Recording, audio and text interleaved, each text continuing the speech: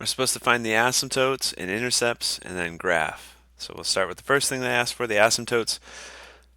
The easiest one is the vertical asymptote. And what you'll want to do is factor if it's quadratic in the bottom. So I want to find two numbers that multiply to be negative 3 but add up to be 2. So how about x?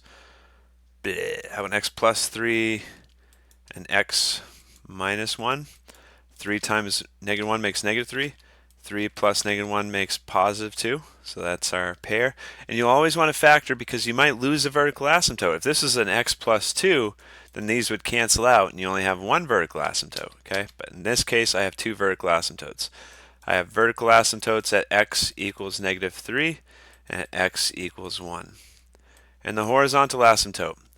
So like I've said in the other videos that you can check out about horizontal asymptotes, there's three rules. If the power is bigger in the denominator, then the horizontal asymptote is y equals 0. Okay? And if you want to know the other ones real quick, if the power is bigger in the numerator, then there's no horizontal asymptote. If the highest power is the same in the top and the bottom, like in this case, then the horizontal asymptote would be y equals 2 over 1, the ratio of the leading coefficients. Okay, but that's not the case for this one. Okay, we found the vertical asymptote, we found the horizontal asymptote. They want the intercepts, that means where it crosses the x and y axis. So let's find the x-intercept first. I'll plug in 0 where our y is supposed to go, and I'll use this form of the function. It doesn't really matter. If I'm trying to solve for x, I can't get x by itself if it's in the denominator.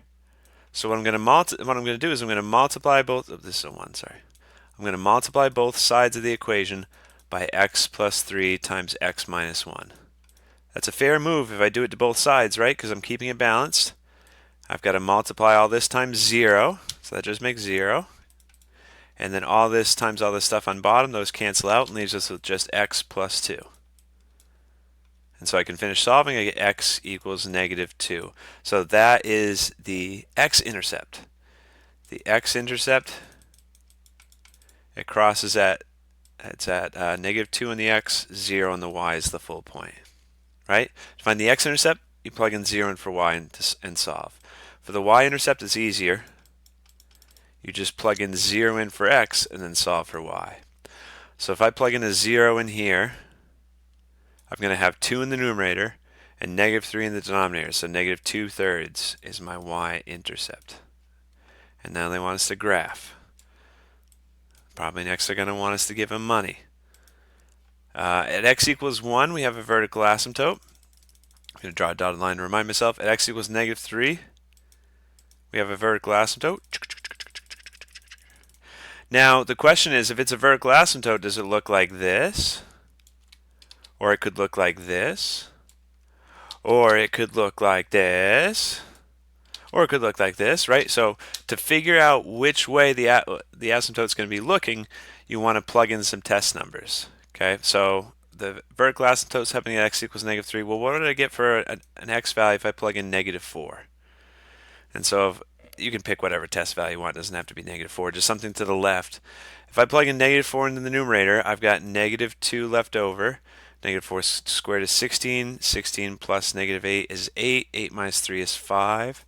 So I get negative 2/5. So at negative 4, I should have negative 2/5 for a dot. So that's giving us enough information to sketch the graph. Okay, it should look something like this because we need to cross through that dot that we just figured out. And I also stopped before I went over this line because we said there's a horizontal asymptote at y equals 0. I did forget to draw that one, but horizontal asymptote at y equals 0. Okay, and then what's the asymptote doing on the right side of it? We want to plug in a number slightly to the right. So how about if we plug in negative 2? If I plug in negative 2 into my function, negative 2 plus 2 is 0. 0 divided by anything as long as it's not 0 is going to be 0. So at negative 2 in the x, I'm 0 on the y. So wait a second. Yeah, okay. So it's a dot of 0 here. The horizontal asymptote, though, that only applies as we go to infinity. You can sometimes cross at that location. So it's okay if you go to desmos.com/calculator and you type this in. Okay. Yeah, on tests for my courses, I'll make them easier so that there's not two vertical asymptotes. It'll be easier to sketch the graph. But What am I? X plus 2 over x squared plus 2x minus 3.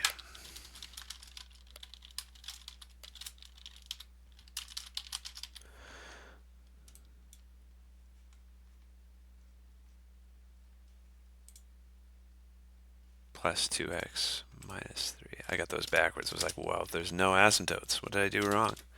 There we go.